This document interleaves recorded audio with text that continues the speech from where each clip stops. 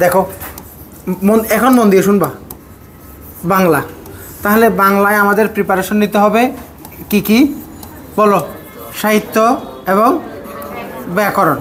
এখন তুমি যদি প্রিপারেশনকে আমরা এখন থেকে শুরু থেকে আজকে যতটুকু কথা বললাম অতটুকুতে তোমার প্রথম মেসেজটা তোমার প্রতি ছিল শুধুমাত্র বিগত বছরের কিছু প্রশ্ন মুখস্থ করাটা বিসিএসের প্রিপারেশন না।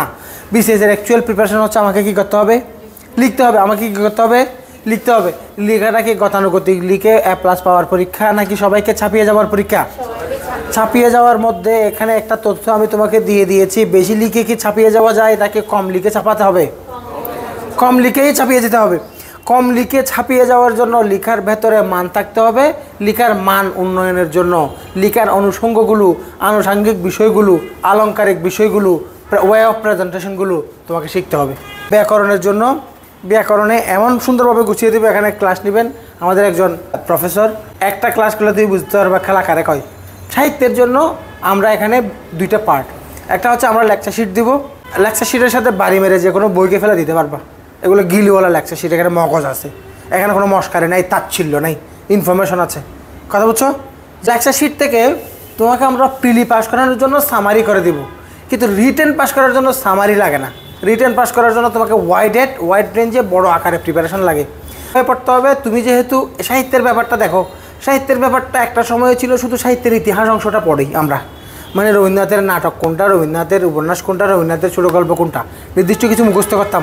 কিন্তু বিশেষ পরীক্ষায় এখন আরও গভীর থেকে প্রশ্ন আসছে, যেমন যে প্রশ্নটা উদাহরণ দিয়েছিলাম, ঠিক না?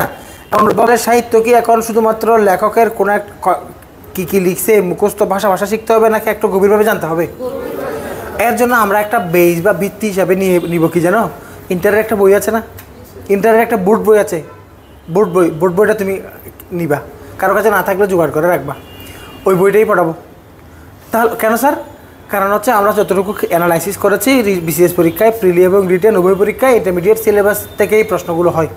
তাহলে আমরা একটা ভিত্তি বই হিসাবে ওই বই কেন্দ্রিক করাবো। এখানে সাহিত্যের উপরে আলাদা করে ডিবেট হবে, জিনিসগুলোকে গোছাবো। এরপরে হচ্ছে ইংলিশ।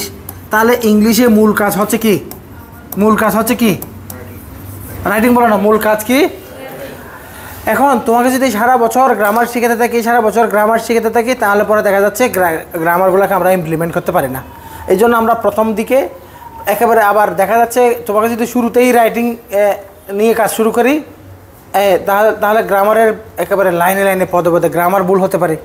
এই জন্য আমরা বেসিক কোর্সকে এমনভাবে ক্লাসগুলো করাচ্ছি, অলরেডি আমি ইংরেজি রাইটিংয়ের ক্লাসও হয়েছে, আবার গ্রামারের ক্লাসও নিচ্ছি। তাহলে গ্রামার প্লাস রাইটিং দুইটা বিষয়ের সমন্বয়ে এমনভাবে আগাবো। এখানে ভোকাবুলারি নিয়ে কাজ থাকবে, ভোকাবুলারি ওয়ার্কশপ থাকবে, আলাদা করে ভোকাবুলারি ওয়ার্কশপ থাকবে। এখন প্রত্যেকটা স্টুডেন্ট, এখানেই সমস্যাটা, তুমি জিএস ক্যাডার হবা কি হবা না, তুমি ক্যাডার পাবা নাকি নন ক্যাডার পাবা, বিশেষ পরীক্ষায় তোমার দৌড়টা কতটুকু শুধুমাত্র ডিটারমাইন করে ইংলিশ। ম্যাথমেটিক্সে কত নাম্বার? 50। তুমি মনে করো তুলনামূলক দুর্বল, কম পড়ছো, এখানে তুমি কত পাইছো? 25। এখানে তুমি 20 পাইছো। 20 পেয়ে তুমি এডমিন ক্যাডার পেতে পারো। কিন্তু মনে করো অথবা 50-এর মধ্যে তুমি কত পাইছো? যদি 14 পাও তোমার নাম্বার যোগ হবে কত? 0। কারণ কোনো সাবজেক্টে 30% মানে 1/3 কম নাম্বার পাইলে ওই সাবজেক্টে কী ধরা হয়? ফেল না, ওই সাবজেক্টে 0 ধরা হয়, কারণ ফেল তো হয় না। তোমার টোটাল নাম্বার হচ্ছে কত? 900। এখন তুমি ম্যাথমেটিক্সে 0 পেয়েও যদি তুমি 450 পাও তাহলে তুমি পাস। তো কোনো সাবজেক্টে ফেল করলে ফেল না, সব মিলে ফেল হলে ফেল। আমি বুঝতে পারছি। এই ঘটনা অনেকে মনে হয় জানতা না, এখন থেকে জেনে রাখবা। কথা বুঝছো? তাহলে তুমি যদি 450 পেয়ে যাও 50% মার্কস না, তাহলে তুমি পাস। কিন্তু কোনো সাবজেক্টে যদি 0 পাও সমস্যা নাই। তাহলে শূন্য কীভাবে পাই? 3/1 কম নাম্বার পাইলে 3/1। এখন তুমি 50-এর মধ্যে কত পেয়েছ? 14। তার মানে তুমি কত পেয়েছ?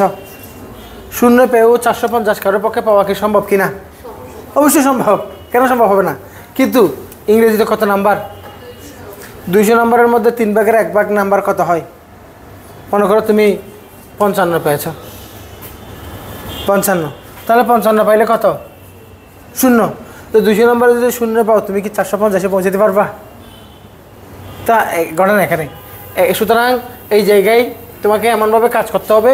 আর আরেকটা ব্যাপার, দাদা স্যার কি ম্যাথকে তাহলে কি অবহেলা করবো? না, ম্যাথ নিয়ে গুরুত্ব আমরা ইংরেজির সমান দিব, কারণ ম্যাথের নাম্বারটা একেবারে গুড পেয়ে যাবা। ম্যাথ সায়েন্সই, এখানে সায়েন্সে ক্লাস করাবে ডাক্তার আরাফিন, আরেকজন ইঞ্জিনিয়ার আছেন, এরা এত ভালো মানের শিক্ষক, এরা তোমাকে জীবনের জন্যই শিক্ষা দিয়ে দিবে। কীরকম শব্দটা নেগেটিভ হয়ে গেল না? জীবনের জন্য শিক্ষা দিয়ে দিবে। এই অর্থে কেন বলছি জানো? মনে করো বিজ্ঞানের প্রত্যেকটা বিষয়, বিসিএসের বিজ্ঞানটার নাম হচ্ছে দৈনন্দিন বিজ্ঞান। দৈনন্দিন বিজ্ঞান কেন নাম দৈনন্দিন জানো? আমাদের জীবনের সাথে সংশ্লিষ্ট যে সকল বিজ্ঞান দরকার ওই জিনিসগুলা। লাউড স্পিকারের গঠন লিখুন, লাউড স্পিকার আমাদের জীবনের সাথে কানেক্টেড না? অর্থাৎ ডেইলি লাইফের সাথে সম্পৃক্ত। ডেইলি সায়েন্স নাম কি? ডেইলি সায়েন্স উনি একেবারে প্র্যাকটিক্যালি জিনিসগুলো দেখিয়ে দেবে। যেমন বায়োলজি পড়ানোর সময় এমনভাবে তুমি নিজে ওই জায়গাগুলোর গড়ের প্রাইমারি বিষয়গুলো নিজের জীবনের জিনিসগুলো জেনে যাবা, অত ক্লিয়ার করে দিবে। আচ্ছা, তাহলে এখানে আমাদেরকে ইমপ্রুভ করতে হবে কোন জায়গায়? রাইটিংয়ে। তো রাইটিংয়ের জন্য অবশ্যই আমরা এখানে গ্রামার প্লাস রাইটিং একসাথে ক্লাসগুলো হবে।